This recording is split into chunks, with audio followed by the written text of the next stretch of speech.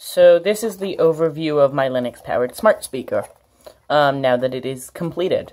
And as you can see, the workmanship on it is definitely on the shoddy side. I did get this mounted down, finally. That was one of the last things to complete. But you can see lots of things don't line up very well. I didn't do a great job carbon fiber wrapping this wood back here. This is the aux jack, except the cutout for it's not especially clean. I might clean that up later, that's not too hard. There's some sticker residue left from the power supply this case was originally for, which you can actually, I have another video about this power supply. And down here there was a sharp edge where I cut the metal, so I have some tape to keep it, you know, safe, but that doesn't, I probably should have used black tape to match the rest of the speaker. Here it doesn't sit flush because of the chip. Here it's missing a screw because the chip was in the way as well.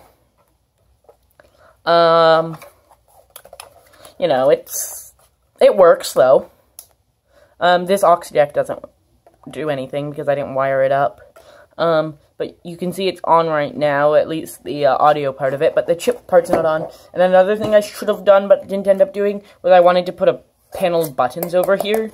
So right now the chip's off, and the only way to turn the chip on is actually plugging it into a 5-volt power source, which is a little bit on the silly side. So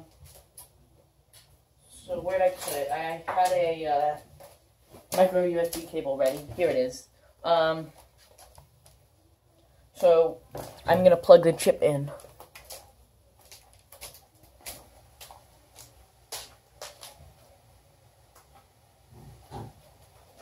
Just for a second.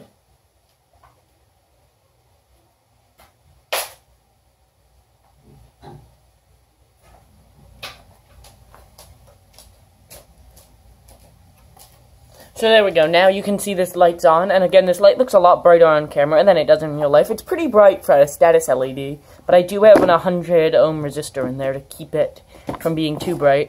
Though I maybe should put a, 1K resistor in there, because it is pretty bright.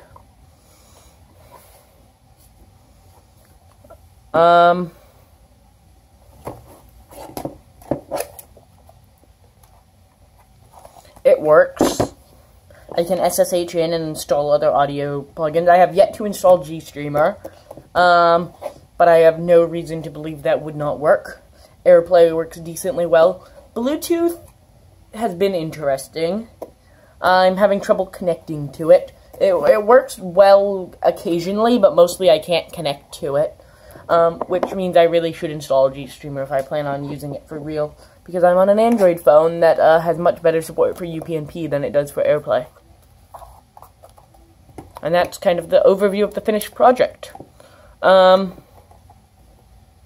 know, it's not perfect by any means, but to start, I may revisit it at some point and try to solve some of the issues with it. But for now, it's done, and I'm going to leave it like this, because it does work. And I can run the audio circuitry independent of the chip, which is nice. The chip also has a USB port, so I can charge other devices with it. The chip has its own audio out, so I can run the chip portion independent of the audio portion. It's all independent, which is really ideal. And there's nothing else to really say. It just is a simple speaker with some shoddy workmanship and cool features.